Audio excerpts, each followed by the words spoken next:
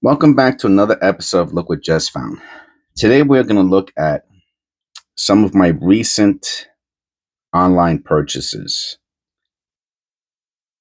Now, if you want to know what my thought process is behind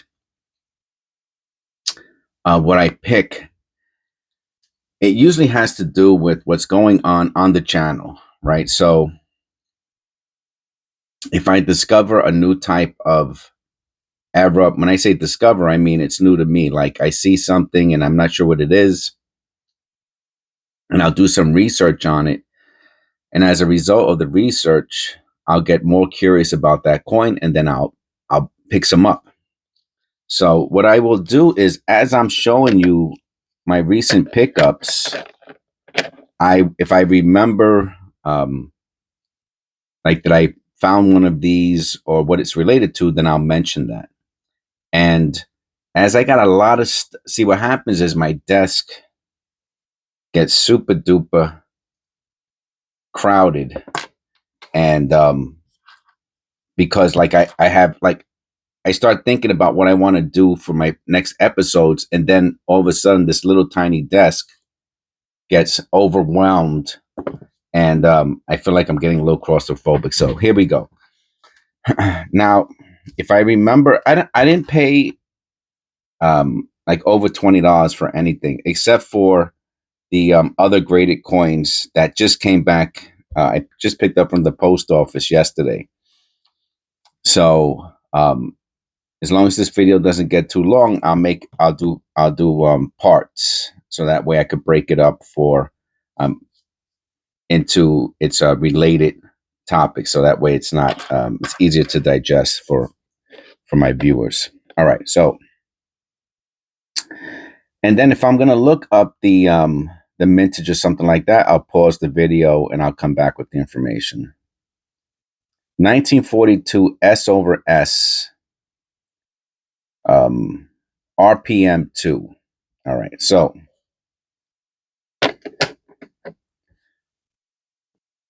right, so we started with a pretty interesting coin. Let me go a little closer so I don't have to hold it up to the camera.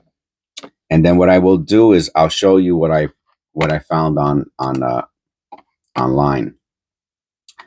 So the repunched S over S,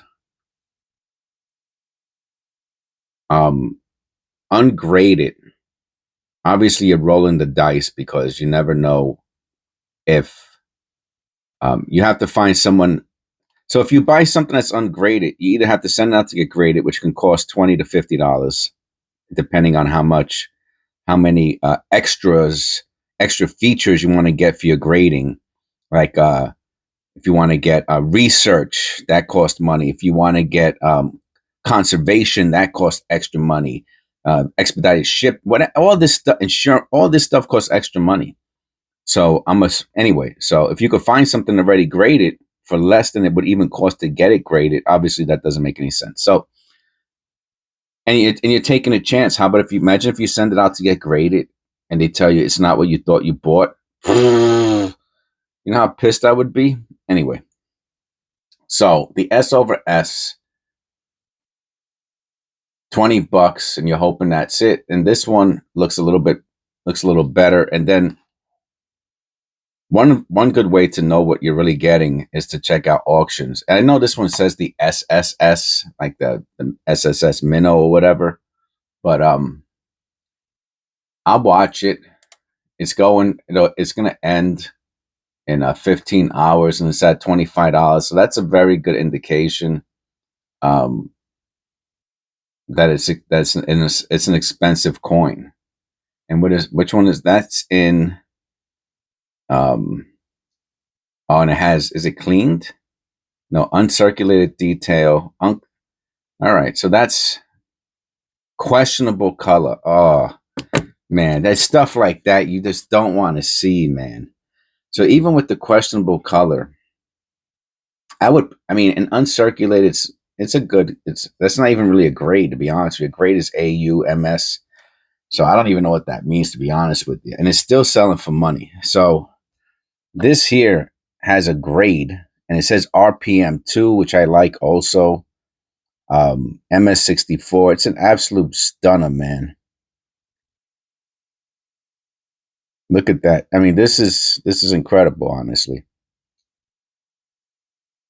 Let's see if we can see the RPM on the repunch mint mark, just so you could have an understanding of what they're talking about. I guess it must be pretty small. I can't even see it. That looks like the small 2 and the 82 small date. What an absolute stunner this is. So this was a nice pickup. That one says FS101. It's by a different, the one that's on eBay, I'm saying. It's by a different grading company, but okay. Next, 55S. Oh, this one has a die chip. So finding die chips isn't the biggest deal. Let's see how nice is that die chip though. But there are nicer die chips, you know. I found a really nice one in yesterday's video. That's pretty nice. But but to me, it's all about the condition. I mean, as far as this coin goes. So to find, I don't know why I got that shadow. Okay, because of the angle of the phone. An MS66 is really high. Let me see what they're selling for. I'll come right back. All right, so I found one on also a what's it called? ANACS. And is this one red? It is red. So the only difference is between this one and this one is the die chip. So it's $12 plus shipping, and I don't know if they charge tax because it's money. And obviously it goes up and up and up and up and up.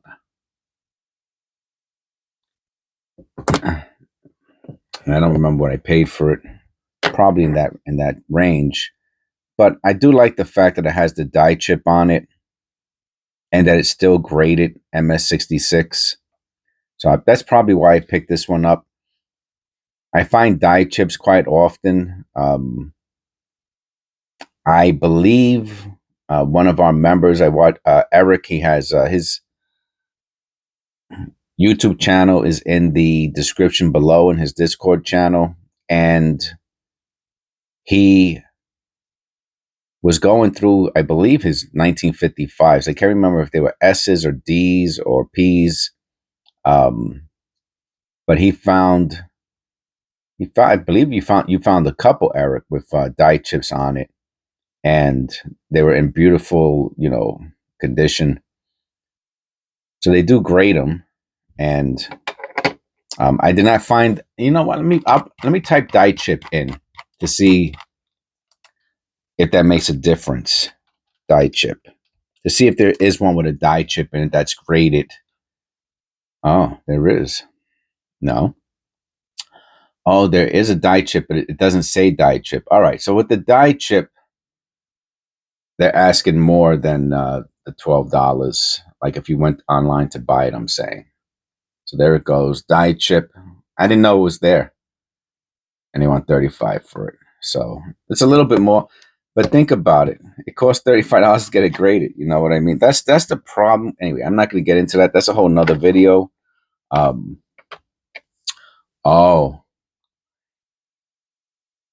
So one of the other reasons that I will buy coins is because when I find something penny roll hunting and I don't really know what I'm looking at, right? Then I can go on. So if we go online, what year is this? 2005. Let me see if they even have it before I misspeak. That 2005.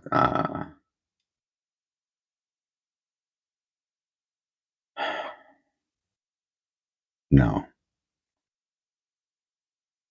Now, the one I should have bought, and I did buy and I did order, but the 2005 online does not have a satin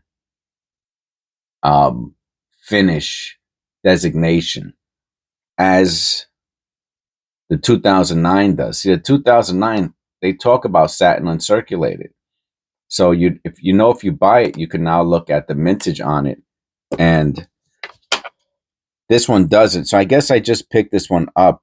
So to me, I would rather have spent an extra $1 or $2 to know what the mintage is of it and to see it showing, as opposed to this, which, what does this mean? It's a satin finish, but there's no, from Wikipedia, I could do more research, which I'm not going to do right now, to see if, I mean, like, is this a one? I don't understand. Did this come out of like a set? But irregardless, I wanted to know what a satin finish coin looks like. So that's why I picked it up. And it's nice that it's encased. Number one, I don't have to worry about ruining it with my fingers.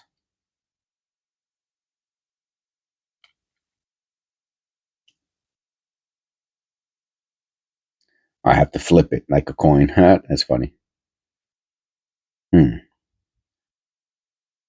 Now think about it. Have you ever found a penny that looks like this?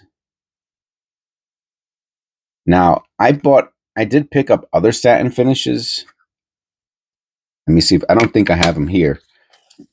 I think they're still on the way, because I got kind of intrigued with the whole satin finish thing. Was this?